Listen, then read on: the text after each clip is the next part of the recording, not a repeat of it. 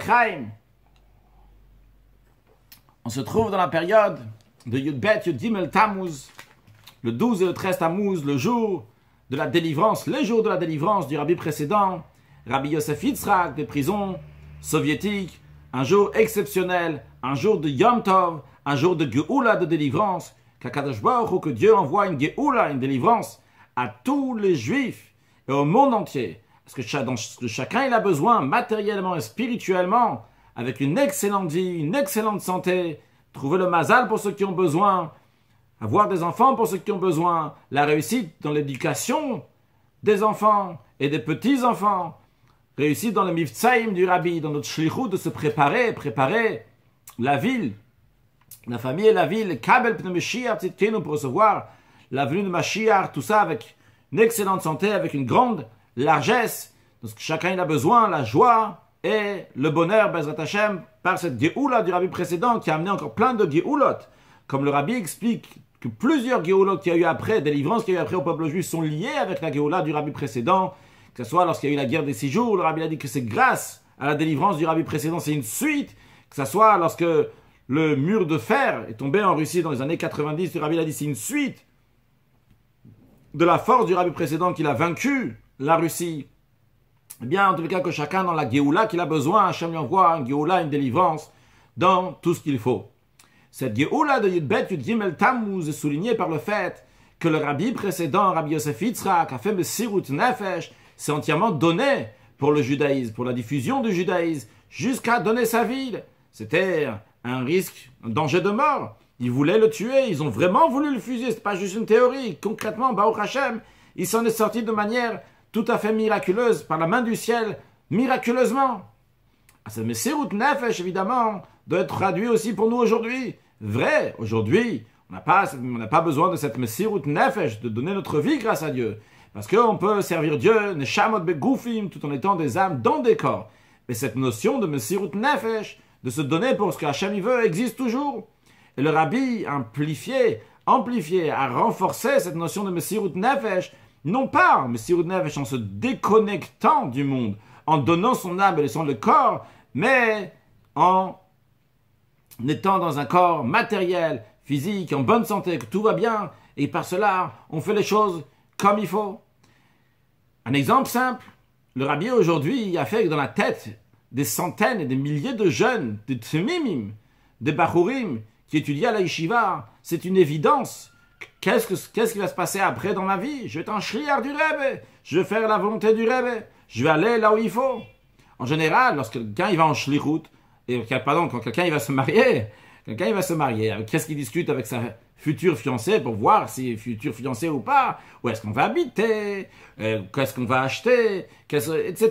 Des choses tout à fait matérielles. Bon, des fois ça va un peu plus haut sur du spirituel, mais ça reste encore, c'est moi. Qu'est-ce que moi je vais avoir matériellement, ce que moi je vais avoir spirituellement. Lorsqu'il y a une rencontre entre un jeune homme Chabad, une jeune fille Chabad, c'est une évidence. Ce n'est pas une question, il n'y a même pas de quoi être fier de ça. Je vous demande, est-ce que tu vas aller en shlichut partout dans le monde? Personnellement, je me rappelle, aujourd'hui je réalise que c'est quelque chose de particulier à Chabad, mais je me rappelle personnellement la première rencontre avec ma femme, Baruch Hashem. On s'est demandé la question, je lui ai demandé la question, est-ce qu'elle est prête à aller en shlichut partout dans le monde entier?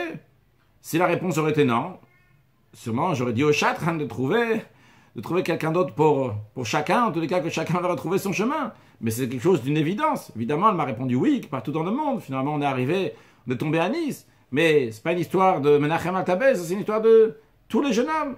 Tous les jeunes hommes, ils sont prêts à se donner entièrement pour aller n'importe où dans le monde. On peut arriver là, on peut arriver dans un autre endroit. Ça change pas. Et encore, quand on parle de quelqu'un qui se trouve à Nice, Baruch Hashem, il y a déjà des shluchim qui sont à Nice, le Rav Pinson ici depuis 43 ans. Il y a le Rechem Vishanim Tovot avec sa femme et certains de ses enfants, de ses gens. Et il y a des shluchim, toutes les clés de shluchim qu'il y a ici. Il y a des magasins kasher avec une école juive, une école Chabad, avec un cheder. C'est extraordinaire. Donc, encore, on parlait de Mesirut Nefesh. Vrai, on parle d'un endroit, donc il n'y a pas que des religieux. Il y a un effort ici, il n'y a pas que de chassidim. Il y a un effort, en effet.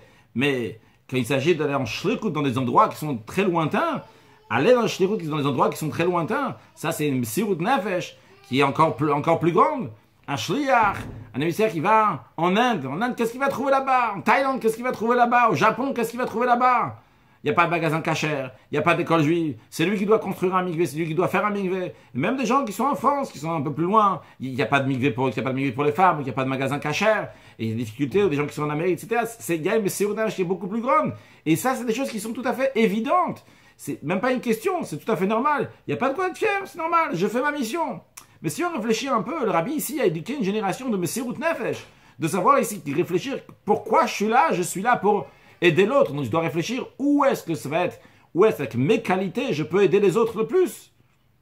Il y a un shliach qui étudie chassidut avec un juif qui n'est pas chassid officiellement. Il lui a dit, tu sais, il y a un shliach qui est parti en Inde. Il dit, waouh, il est parti en Inde. On lui a donné une maison là-bas pour elle est partie. Il dit, non, il n'y a pas de maison. Il lui a donné une voiture. Non, il n'y a pas de voiture. Non, on lui a donné un gros salaire pour qu'il parte là-bas. Non, il n'y a pas de salaire. C'est lui qui doit trouver son salaire. Il y a un magasin kasher là-bas. Non, il n'y a pas. Il y a une école juive pour ça. Non, il n'y a pas.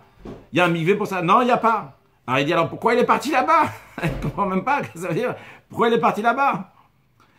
Alors, le gars, il a réfléchi, il a dit, ah, sûrement il est parti là-bas pour avoir un grand lamaba, pour avoir un grand monde futur. Mais si on va parler à ce shliach, là, on va lui dire, monde futur, il ne sait même pas de quoi tu parles. Dans le monde qui n'est pas chassidique, c'est souvent, il y a un mouvement comme ça, qu'on fait des choses pour le lamaba, pour le monde futur. Chez Sidim Chabad, c'est comme ça, c'est tout à fait naturel. Pour le lamaba, pour le monde futur, tu fais parce qu'il faut faire, c'est ce que tu dois faire maintenant. Et ça, c'est une manière de réfléchir que le rabbi a mis dans la tête. Il n'y a pas ici, qu'est-ce que tu vas avoir? Tu vas mettre des tefilines à notre juif. Pourquoi? Pourquoi tu vas lui mettre? Parce qu'il faut lui mettre. J'ai discuté avec quelqu'un une fois. Il dit, pourquoi tu mets des tefilines? Il y a des années de ça. Je dis, parce qu'il y a un juif qui n'a pas mis, il faut lui mettre des tefilines. Il dit, mais pourquoi tu mets? Je dis, parce qu'il n'a pas. Il dit, non, mais quel intérêt tu as de ça? Qu'est-ce que tu vas en sortir? Il dit, tu vas avoir un Gan Eden, tu vas avoir un Lamaba. Bon, quand je lui ai dit que c'est pour l'avenue de Mashiach, ça fait représenter encore plus l'avenue de Mashiach, il dit, ah, t'as quand même un intérêt. C'est l'intérêt, c'est que tu veux Mashiach, donc tu vois, t'as quand même un intérêt. Bon, alors que c'est un intérêt pour tout le monde, sans Mashiach, alors que moi et tout le monde veut vraiment la venue de Mashiach, qui sont entièrement donnés, mais c'est ce que le rabbi nous éduque, ce que le rabbi nous demande. Le rabbi nous dit que la messirut nefesh, le etzem, l'essence d'un neshama doit s'exprimer dans les kochot hagluim, dans toutes les forces dévoilées de la personne. C'est pas juste comme ça de temps en temps, j'appuie sur un bouton, il y a une bombe qui explose, une messirut nefesh, un grand effort, bon, et après on redevient normal. Le rabbi veut que messirut nefesh soit une bombe qui soit explosée à long terme, sans exploser, que constamment, ici, il y a de la chaleur, il y a de l'énergie, il y a un don de soi pour faire qu'est-ce que Hachem veut de moi, qu'est-ce que je suis ici sur la planète, qu'est-ce que je fais ici. Ça, c'est la messirut nefesh de notre génération, sans parler de la messirut nefesh simple, la messirut nefesh dans des mots simples, quand regardez quelque chose qu'il ne faut pas, je ne vais pas regarder, il y a une discussion qu'il ne faut pas entendre, je ne vais pas entendre parler des bonnes choses. Ça, c'est des efforts qu'il faut faire dans le messirut nefesh, dans la vie de tous les jours. Le rabbi nous éduque à réfléchir comme ça, de manière que ce soit naturel. À des enfants juifs, quand tu leur donnes une pièce de tzedaka, des enfants qui ont été éduqués dans une famille Chabad, une pièce, c'est la tzedaka, il n'y a pas d'autre chose. De même, dans toutes sortes de choses qu'on voit que ça peut être matériel, c'est directement, c'est pour le service d'Akadosh Baruch Hu. Et ça, cette messirut nefesh que le rabbi précédent a commencé, donc qui était messirut nefesh, qui ont risqué la vie. En Russie, il fallait dévoiler donc le etzem hanefesh, l'essence de l'âme. Le rabbi nous dit maintenant, dévoile-le de manière tout à fait naturelle. Alors on parle de shluchim, on parle de Chabad, mais en vérité c'est pour chacun de nous, dans la vie de tous les jours, dans des mots simples. Essaye de réfléchir, qu'est-ce que je fais ici? Est-ce que je suis là pour moi ou je suis là pour les autres?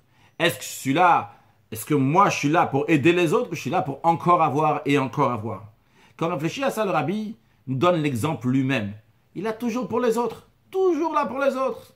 C'est tout, mon inyan, c'est d'aider les autres. Tout pourquoi je suis là, c'est pour aider les autres. En vrai, c'est un rabbi, c'est un Rosh Bnei Israël, c'est Avinu, Malkeinu, c'est notre roi, c'est notre père. Donc il est là pour s'occuper du peuple juif. Moshe Rabbeinu de la génération, c'est un Rohen Ne'eman, c'est un berger fidèle. Mais le rabbi nous donne l'exemple à chacun de nous. Chacun de nous, on a un petit admour en nous-mêmes. On a cette partie-là, comme ça le rabbi dit dans Sikha, donc je crois que c'est au Shana Rabbah Tafshinun Bet, dans Sikha Bilti Muga, donc dans la cassette, on peut entendre.